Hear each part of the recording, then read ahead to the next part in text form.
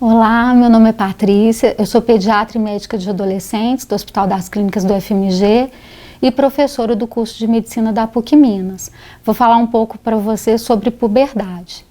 Puberdade é o nome que nós damos ao conjunto de mudanças físicas que acontecem no final da infância, que levam ao amadurecimento do corpo como um todo. E é muito característico o desenvolvimento e aparecimento dos caracteres sexuais secundários, que são o broto mamário, os pelos pubianos e o aumento do volume testicular. Bom, esse amadurecimento ele vai se dar até o completo desenvolvimento físico, com a parada do crescimento e aquisição da capacidade reprodutiva. A gente pode reunir em 4 grupos principais essas mudanças que acontecem no organismo inteiro.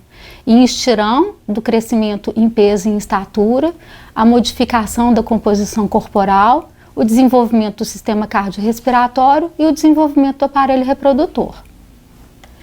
Em relação ao crescimento em peso e em estatura, nessa fase ele é muito importante. Há um ganho de 50% do peso e 20% da estatura do adulto. Então é muito intenso o crescimento nessa fase. E a gente acompanha esse crescimento pelos gráficos, as curvas da Organização Mundial de Saúde, que estão presentes também na caderneta de saúde do adolescente e da adolescente. É muito importante a velocidade do crescimento para avaliação da saúde do adolescente. E ela sempre deve ser avaliada em relação ao desenvolvimento puberal, como eu vou falar mais adiante. O estirão puberal é o nome que a gente dá para esse momento de aceleração da velocidade de crescimento que acontece durante a puberdade. É bastante característico da puberdade. Esse gráfico, ele mostra a velocidade de crescimento ao longo da infância e da adolescência, desde o primeiro ano de vida. E o que a gente vê é que ele é muito intenso nos 2 primeiros anos, mas principalmente no primeiro ano. A criança, ela cresce 24, 25 centímetros num ano. No segundo ano, ele ainda é bastante intenso, mas a criança vai crescer 10, 12 centímetros em um ano. Depois dessa fase, há um crescimento, uma velocidade de crescimento estável, em torno de 4 a 6 centímetros ao ano, e uma nova aceleração da velocidade de crescimento no período da puberdade. E aqui nesse gráfico a gente pode ver em linhas pontilhadas a menina, a velocidade de crescimento da menina, e em linha contínua dos meninos. O gráfico seguinte vai mostrar detalhes dessa figura.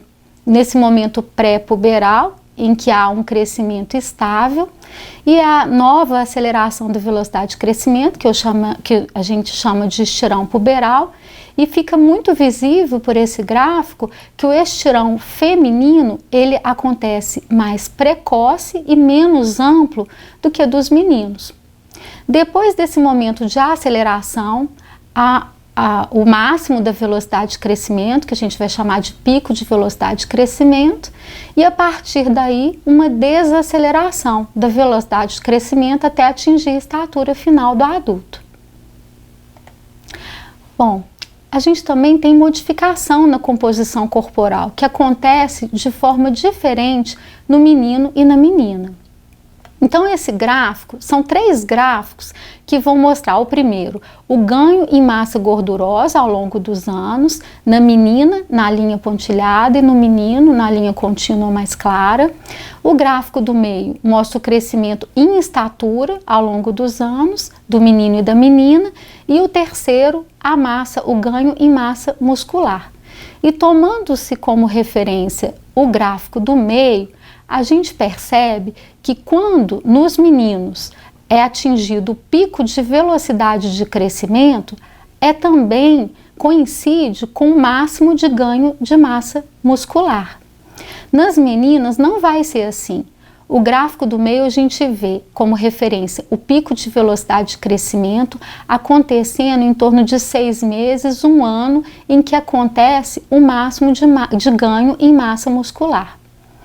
Olhando agora o ganho de massa gordurosa, que é o primeiro gráfico, em relação ao ganho em estatura, a gente percebe que nas meninas, nesse momento do pico de velocidade de crescimento, há um mínimo de ganho em gordura. E nos meninos, há valores negativos, abaixo de zero. Então o menino não apenas deixa de ganhar ou ganha o mínimo, mas ele também perde massa gordurosa. Então a gente consegue ver que há diferenças entre os dois sexos. Também temos o desenvolvimento do sistema cardiorrespiratório. O organismo, praticamente todos os órgãos estão crescendo, se desenvolvendo. Então, pulmões, coração, fígado, baço, pâncreas, rins, suprarrenais, gônadas, enfim. Praticamente todos os órgãos se desenvolvendo, exceto as adenoides, as amígdalas e o timo, que estão apresentando nesse momento uma redução do seu tamanho. Os níveis pressóricos, que vão apresentando um aumento gradual ao longo da infância, tem esse processo intensificado na puberdade e nessa fase a gente atinge os níveis pressóricos do adulto. A maturação sexual inclui o desenvolvimento das gônadas, dos órgãos de reprodução e dos caracteres sexuais secundários. E há diferenças na maturação entre a maturação do sexo feminino e masculino. O primeiro sinal de puberdade feminina é o desenvolvimento do broto mamário. E para os meninos é o aumento do volume testicular. Aqui a gente vê as pranchas de Tanner. Eu estou apresentando agora a do sexo feminino, que vai considerar, de um lado, o desenvolvimento mamário e de outro, o desenvolvimento dos pelos pubianos. E nos meninos, consideramos o desenvolvimento da genitália e dos pelos pubianos. Vocês podem perceber que há uma divisão em estágios, que vai do primeiro, em que o indivíduo está pré-púbere, até o quinto estágio, que já seria do corpo adulto. E as observações que se encontram ao lado das imagens, elas são muito importantes, devem ser conhecidas. Vocês vão ver também que há letras ao lado das figuras. Então, G1 seria genitália em estágio 1 de Tanner, G5, genitália em estágio 5 de Tanner. Pelos pubianos de P1, quando não há desenvolvimento de pelos pubianos, a P5 é a distribuição adulta. E assim também, de uma forma semelhante, acontece nas meninas. Então, nas meninas a gente vê M1 a M5, correspondendo ao desenvolvimento mamário, e assim como os meninos P1 a P5. Essas pranchas de Tanner, elas mostram a sequência esperada do desenvolvimento dos caracteres sexuais secundários e também está presente na caderneta de saúde do adolescente. Bom, na maturação sexual, a gente percebe uma relação direta entre o estagiamento puberal e o momento de crescimento e desenvolvimento físico. Nesse gráfico, a gente tem a velocidade de crescimento em relação aos estágios puberais de Tanner.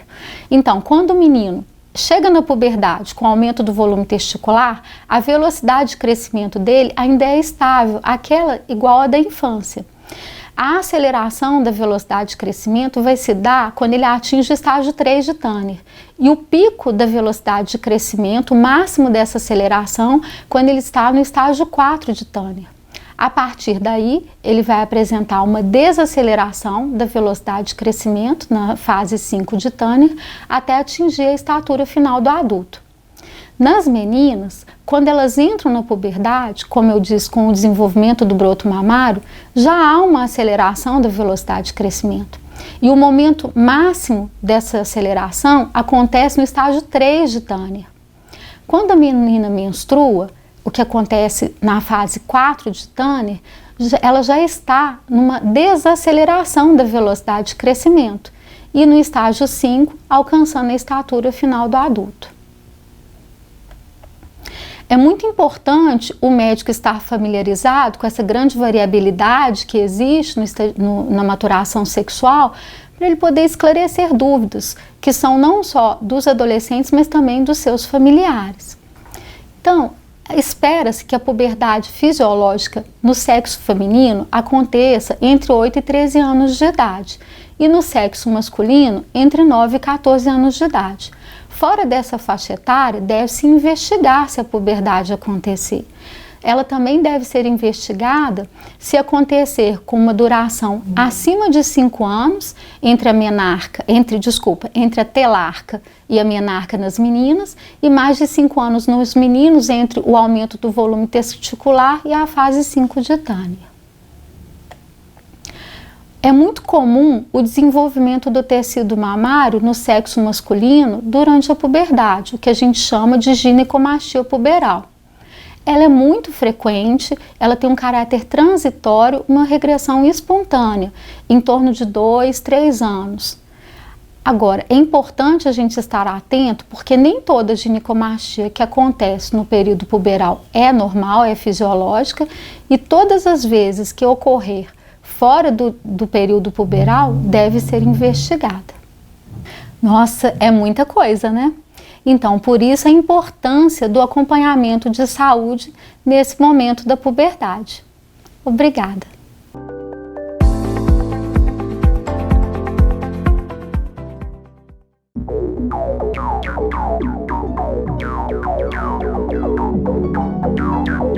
Não.